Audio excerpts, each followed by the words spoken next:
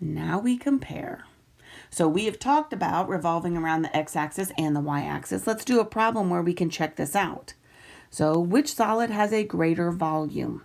Let R be the region in the first quadrant. First quadrant, so that's important, bounded by the graphs. X is equal to y cubed and x is equal to 4y. Which is greater, about the x-axis or the y-axis? Because it's going to look differently. Well, let's graph this thing so we see what it is that we're actually working with here. Oh, let's see if I can draw this worth a darn.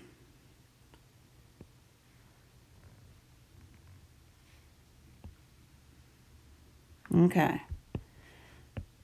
So we have two graphs here. First quadrant, so that's why I made it like this, because there's our first quadrant. And I know I've got x is equal to y cubed that we have. So if I have this x is equal to y cubed, we're good with the fact that this is the exact same thing as y is equal to the cube root of x, because we're going to be looking at them both, right? Okay. And I have my function, oh, I'm going to put it down here, I guess, into a different color so we can see it better. And I've got x is equal to 4, x is equal to 4y. Pardon me, if I divide both sides by 4, y is equal to a 1/4 x. So then that's going to be my line that I'm looking at. And I like to look at them in both terms because we're going to be going around each axis, right? And, excuse me, I had to get a drink. And we are going to go ahead and see how these all play out. So I'm going to graph the y equals just because they're easier to look at and we're used to doing that. So I'm going to graph this line first and see how what this looks like. So I'm going to go purple on it. So I've got, it crosses at 0. We know that. And then my slope is 1/4. So up 1/4. Up 1/4. Up 1/4. 1, 2, 3, 4. So here's my line. Then I'm going, because it's first quadrant, it tells me, so I'm not going to go below that. All right. Now, I'm actually going to make this blue here that I have. So this is the cube root. So if I plug a 0, we get a 0. And then think about things that you can take the cube root of, right? Easy things. So 1, the cube root of 1 is 1. So again with the 0, 0, and then I'm at 1, 1, right? Then what's the next thing? Yes, 8. Don't try to go be pulling out 2 because the cube root of 8 is 2, right?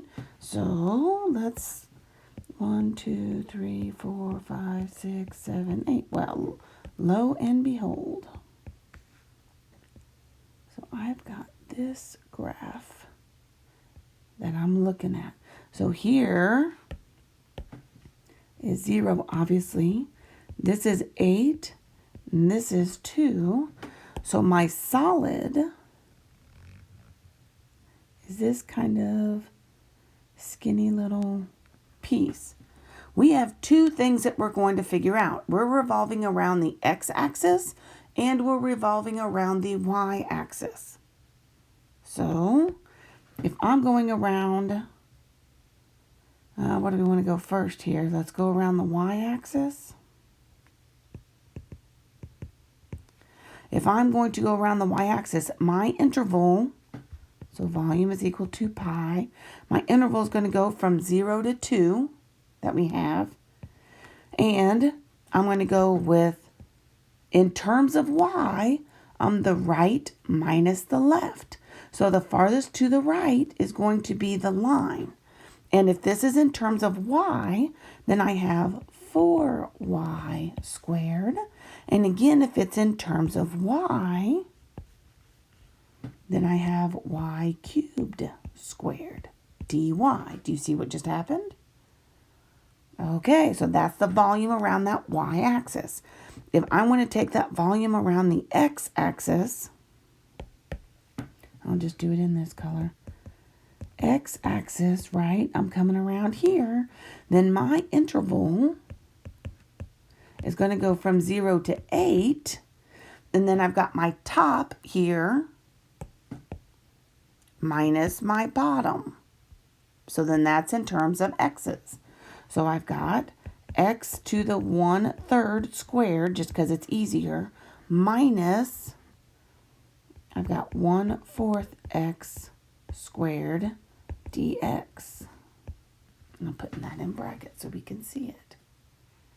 All right. Okay. We've got 2 to do here. So let's get busy.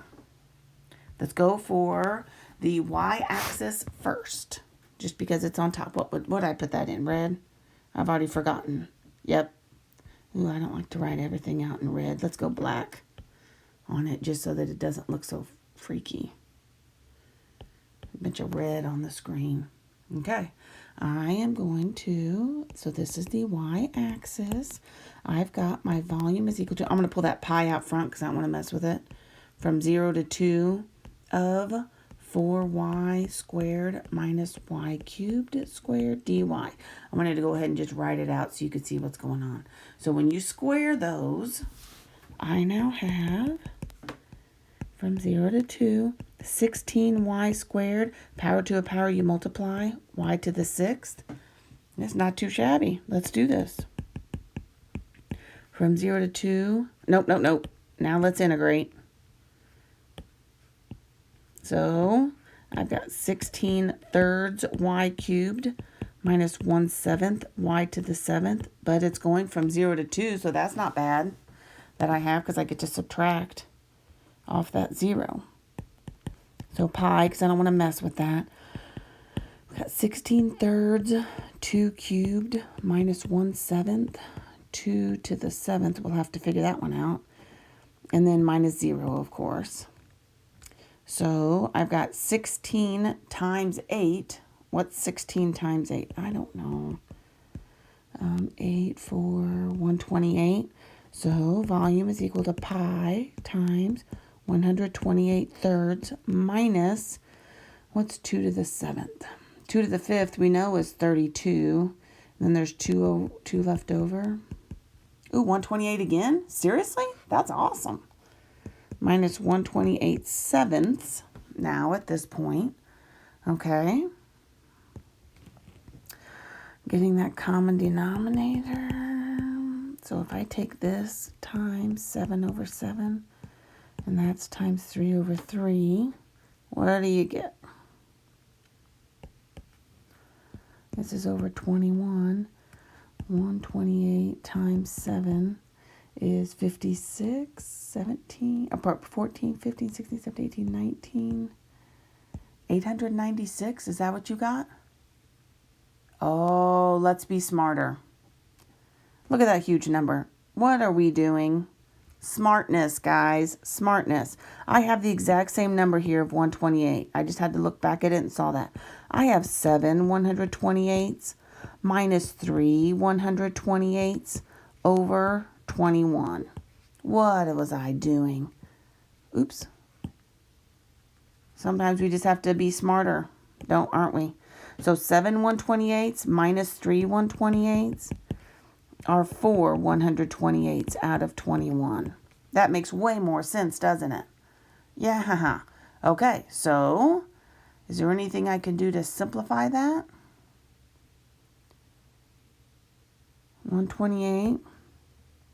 8 plus 2 is 10 plus 1.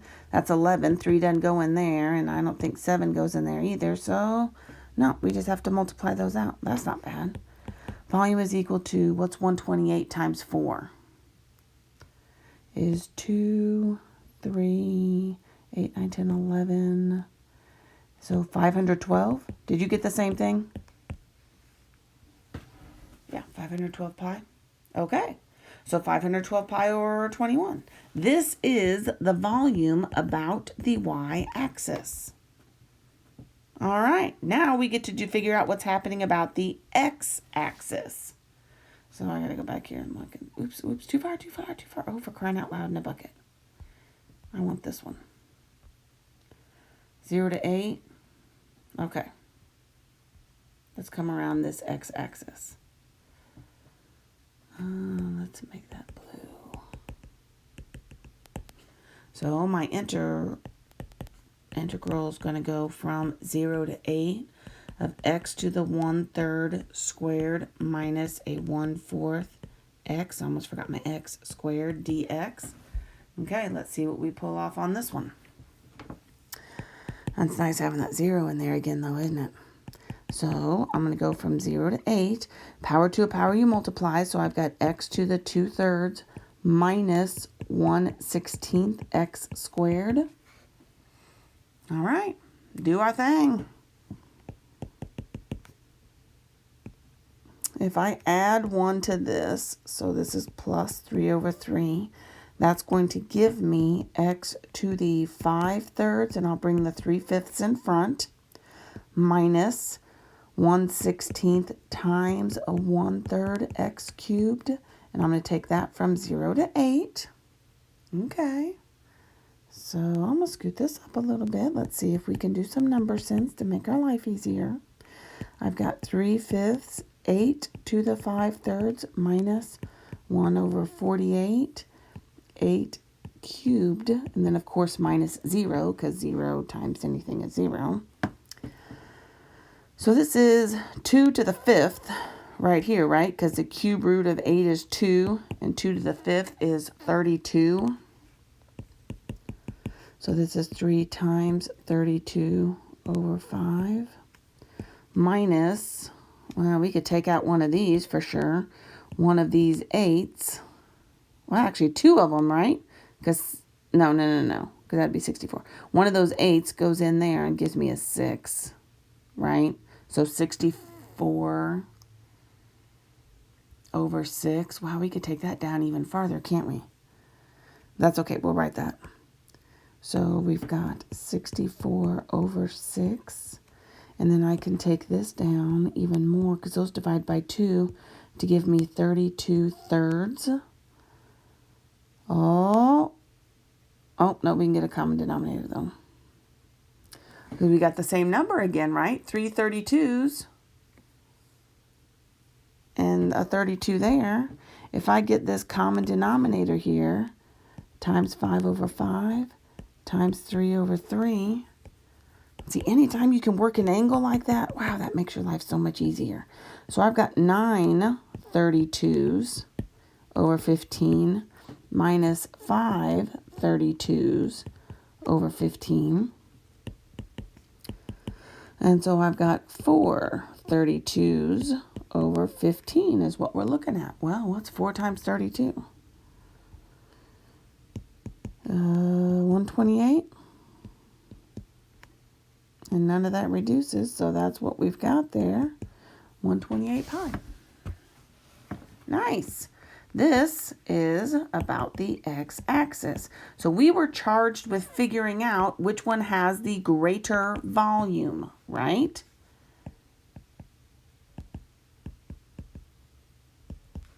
All right, so if I go about the y-axis, that is going to give me 512 pi over 21. Okie doke. And so if I go about the x-axis, that's going to be 128 pi over 15. Now, I don't know what that is. I'm going to plug this into my handy-dandy calculator. This is going to be approximately 24.38 pi. This one's going to be approximately 8.53 pi, right? So which one's bigger? About the y-axis. And do you see how these figures are not going to look the same? That's the real moral of this story. So if I go about a different axis, then they're going to look different. This one's going to be a real skinny bowl that I have where the inside is cut out. Do you see that? The inside is cut out like a V, and it's going to be this kind of this skinny bowl that works with that. This one is going to be the straight sides, and it's kind of a bowl, but the inside kind of billows up, and it's going to be a real long bowl. I know sometimes it's hard to visualize that, but that's what we're looking at. You are not going to get the same revolving around different axes because your figure is going to look differently. It's not like just finding the area, you're finding the volume, and it's changing what your 3D figure looks like. But you can still do it, right? Circles, circles, circles. That's what you should be focusing on. All right, super good job, guys. Go rock the socks off.